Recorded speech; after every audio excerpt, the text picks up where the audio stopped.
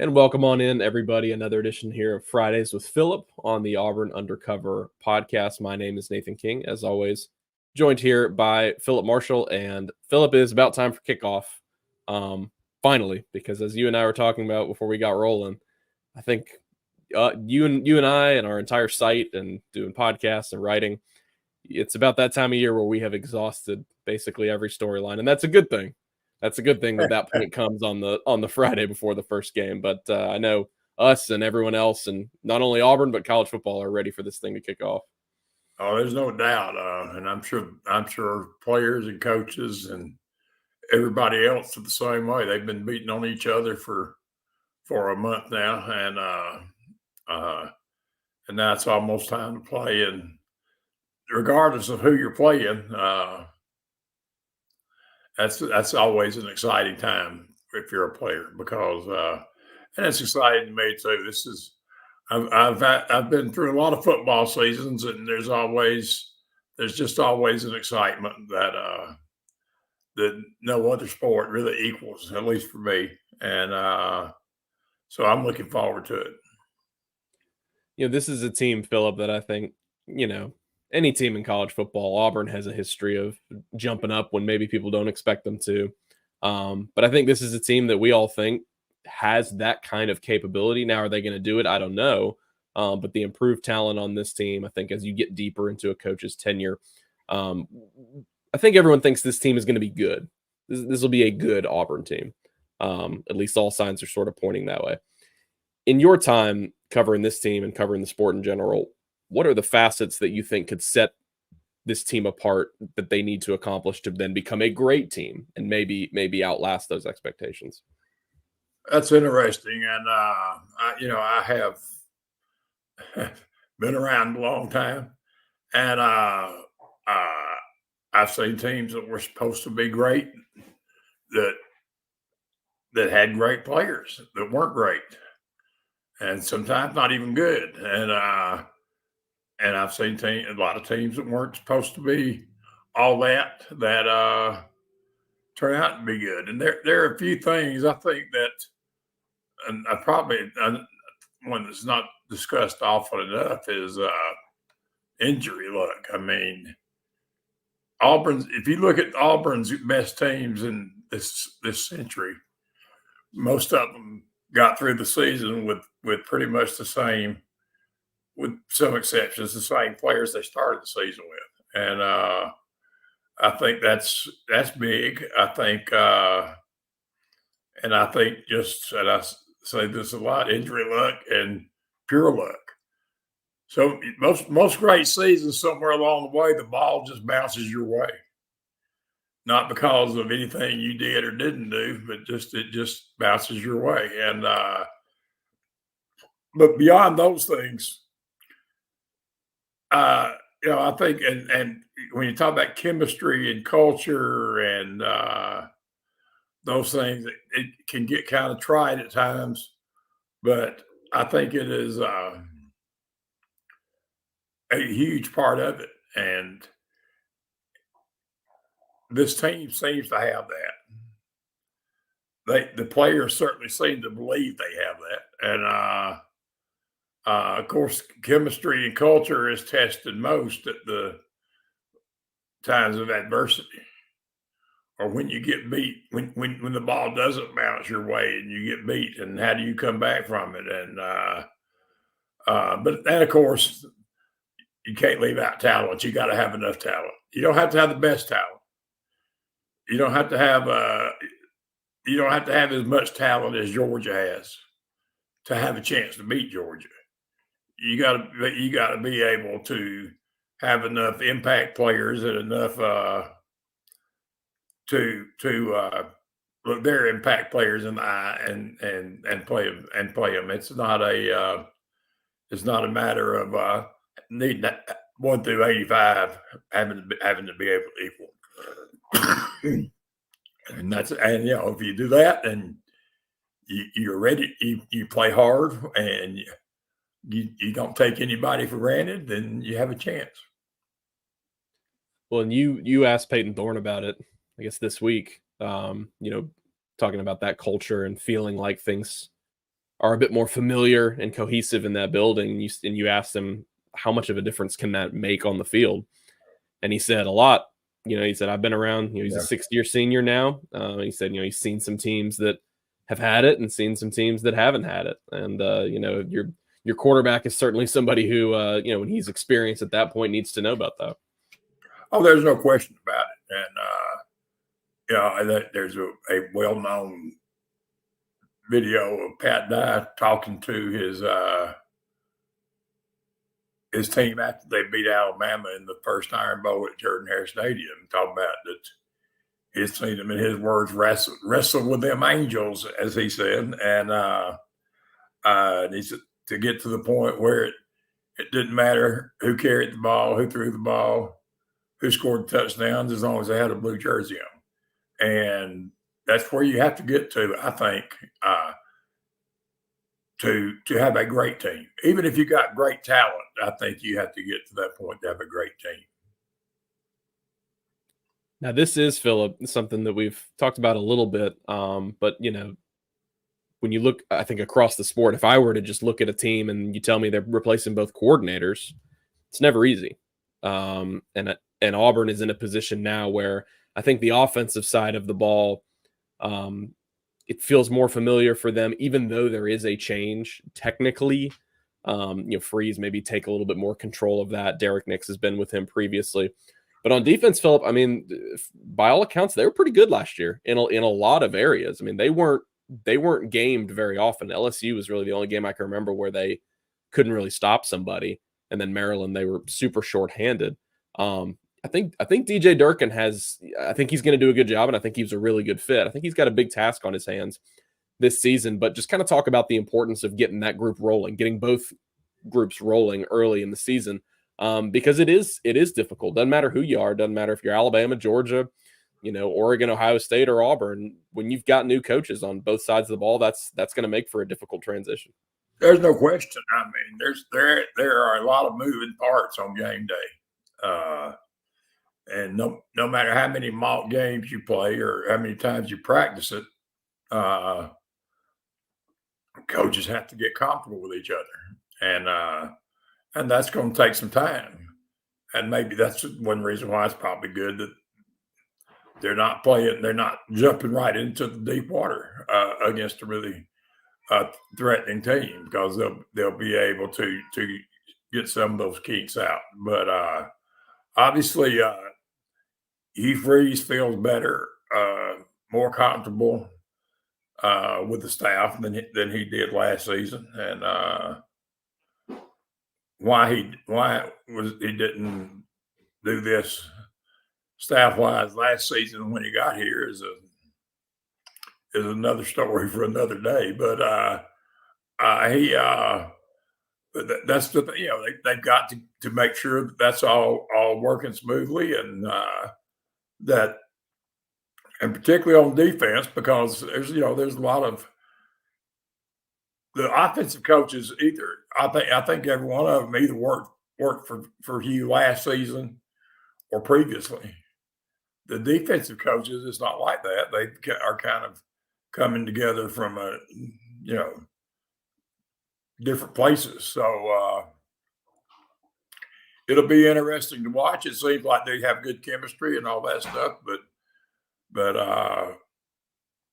it's going to be a first. They're going to all be working together for the first time. So that's going to be interesting to see. I'm sure it'll be fine Saturday, and they will learn from it and see where they kind of need to make adjustments and move on. And speaking of adjustments, I think that's part of the whole process, is who sees what, and how do they go about that process of making adjustments. But I do think that Hugh is a lot more comfortable than he was, so that's a good thing. Well, and from I'm interested to see the play calling situation, how that goes. We've been told sort of what that breakdown is going to be. I'm interested to see that sort of fleshed out. When we had Ellis Johnson on this week, Phillip, for his show on the podcast, he said when he worked with Steve Spurrier, when Spurrier started to give that up, he noticed him just getting really uncomfortable, and it just never felt right. And I think we've seen that from coaches over the years, whether it was Gus, kind of waffling back and forth, because when you're a play caller, you're a play caller, and that never really changes. But I'm interested to see how that whole operation works, Phillip, because it really does sound like Derek Nix is going to have the lead on that. Freeze is going to call crucial situations and step in just whenever he feels like it, whenever he feels he's needed. Ken Austin is going to be, the counsel there on 3rd and long. It's a lot of different heads there on that headset, but as you mentioned, Phillip, maybe the terminology and feeling like they can play off each other, not offend somebody, maybe that's a little bit better this season than when you brought in a guy last year in Phillip Montgomery that you didn't really know. Yeah, I think that last year, and I don't think it just never they never seem to really be able to get on the same page, and I'm curious to see that too, because I'm going to call the plays unless it's this or this or this. I think that can get kind of tricky, and Derek Nix has never called plays before. But I think last year it was difficult for Hugh to get when he didn't like what he saw. I think there was frustration because he didn't feel like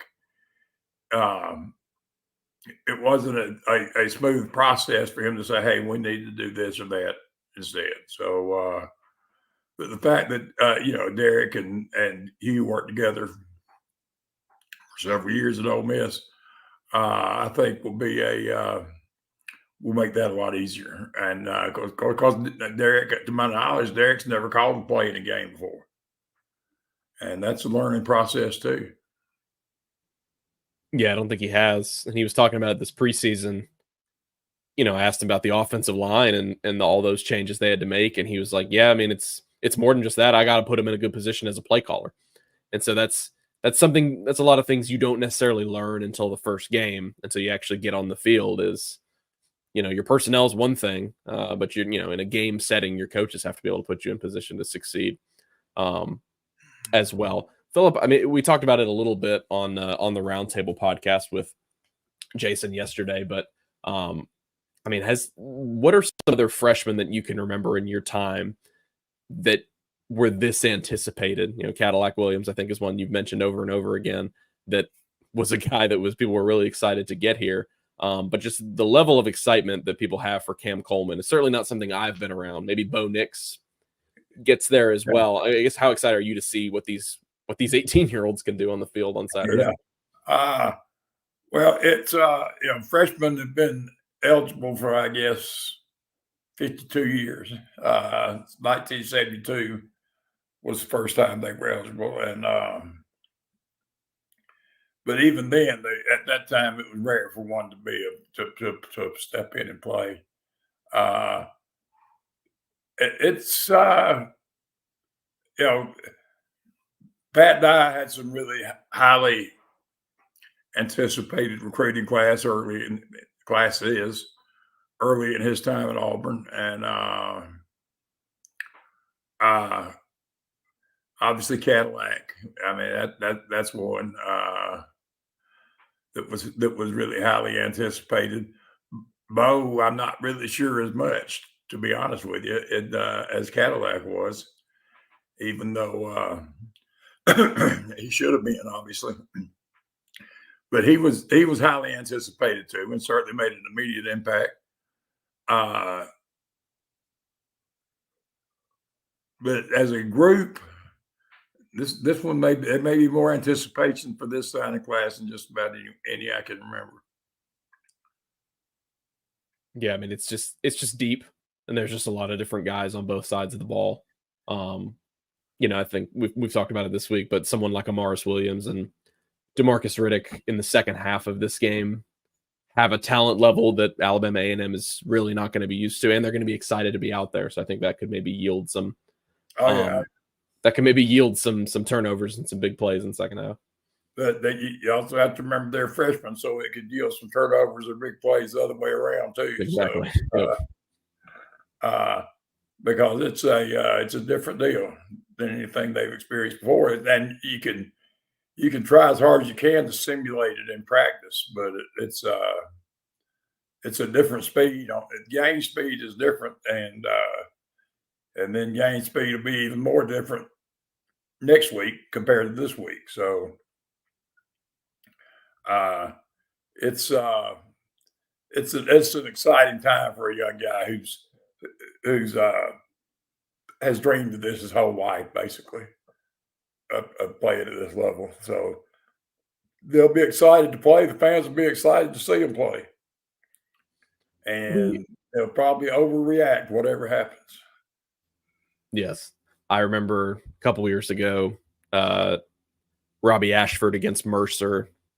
People really overreact. I think he had a couple good throws in that game, and people were ready to crown him right away. I think TJ Finley had a couple interceptions in that game, and people overreacted to that. It's going to happen.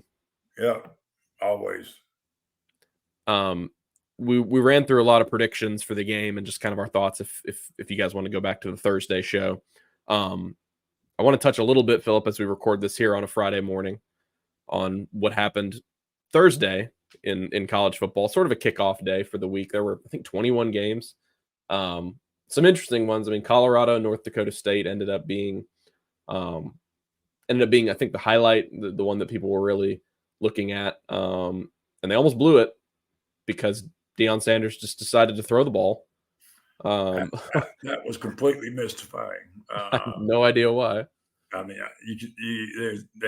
you could have knelt down, just run the clock out, and but they hung on, and they got two bona fide great players, and Shedeur Sanders and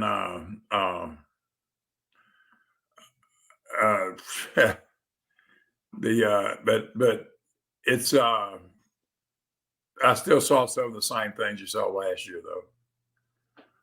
Travis Hunter was the name that suddenly escaped me. Yeah, but in that they got untimely penalties. They didn't look really very physical to me, and they looked really, really vulnerable on defense. So we'll see how it turns out, because that's still, at the end of the day, I mean, North Dakota State may be the strongest FCS program in the country, but they're still an FCS program. And Colorado really had to have some fortunate things happen to win that game. And Travis Hunter make a couple of absolutely ridiculous catches. Unbelievable. He's a different kind of player than just about anybody has. So they're going to be okay. They're going to be pretty good on offense, even though they still don't run it extremely well. But they're going to be good on offense as long as they got those two guys healthy. The other thing about watching games yesterday was, speaking of overreaction, Arkansas scores 10 straight possessions, and I'm sure that created a lot of excitement in Bobby Petrino's first game. But they were playing Arkansas Pine Bluff, who is not much of a match, and there were a lot of games like that. The Minnesota North Carolina game was pretty fun to watch. Unless you're the Minnesota kicker who missed the field goal as time expired to win the game. I watched a little bit of a lot of games, but I watched most of the Colorado North Dakota State game. And I tell you what, you got to give North Dakota State credit. Yeah, they got fewer scholarships, and they've always been able to look some really good teams in the eye and either win or come close to winning. Jacksonville State getting crushed by Coastal Carolina. I thought Jacksonville State was going to be a pretty good team this season. I guess that was surprising. That was surprising. I think the statistic for North Dakota State, they had beaten, I think, 7 of their last FBS opponents, or 7 of their 8 last FBS opponent. I mean, that's unbelievable. Yeah. And that's insane. Yeah, and some of those teams, I mean, I don't know if they beat any great teams, but they beat some pretty good teams in that. Right. And it's not like they were beating just a bunch of bottom feeders every time. Yeah, I guess I don't know what there is to do in North Dakota, but probably not much. So I guess it's cold. And now South Dakota State seems to be taking on a huge. They're a national championship contender every year as well. Yeah, right. The Arkansas. I mean, it was records upon records for them against Pine Bluff. So I'll be interested to see how Petrino and Taylon Green for them is a dynamic quarterback. That's Auburn's SEC opener, obviously. He's a guy who can run. He's really fast. He's got a big arm. I think his touchdown to interception ratio at Boise last year was 11-9. So I mean, he's had some struggles putting the ball in the air. But Bobby Petrino can coach offense. That has never ever been in doubt.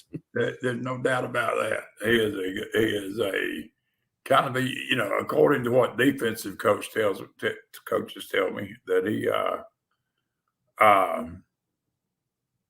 his offense is somewhat unique. It's not like a cookie cutter like everybody plays, and he's a great play caller. He's a really, really, really great play caller. Yeah, so that'll be interesting to see. I don't know who they've got coming up. Missouri also beat the other SEC result, the only other one. Missouri beat Murray State 51-0. Yeah, and and Auburn's game Saturday is kind of similar. I mean, you don't know what it means, and just have to. But it's good for it's to shake the kinks out and feel good and have a Saturday where you feel good and everybody has fun. It's a lot more fun when your team wins 51-0 than if they just kind of slink down to closer to the level of the inferior team and win 21-6 or something. So that's it's a good way to get started, and I'm sure Auburn hopes to have a similar game, get to play a lot of people, get to play some more quarterbacks and running backs, and give those freshman wide receivers a good dose of playing time and in this game. Yep, should be a good one. And we've seen different kinds of results in these games over the years. I just don't think Alabama A&M has the mold of the kind of teams that have done that. But as we talked about on the podcast yesterday, if you turn the ball over a bunch, you can make anybody look good. I think if Auburn doesn't turn it over like 4 times, though, they should win by. They'll be able to pretty much name the score, I would think. And Auburn's got. While the game is still a game, they've got veteran players, and I'd be surprised if they had a game like that where they had a bunch of turnovers or anything. They're excited to play, regardless of the opponent first game. So it's going to be fun. It'll be a good one. Well, we are excited to get back in Jordan-Hare Stadium, and we're excited to talk to you guys about football because this conversation right here is some of the last preseason, technically, stuff we will do at Auburn Undercover because it is about to be game day. So we appreciate everybody for listening. Phillip, don't know if you had anything else you wanted to touch on, but I'm good. Everybody have a good weekend. I think we are ready to rock. Appreciate everybody for tuning in, and we'll talk to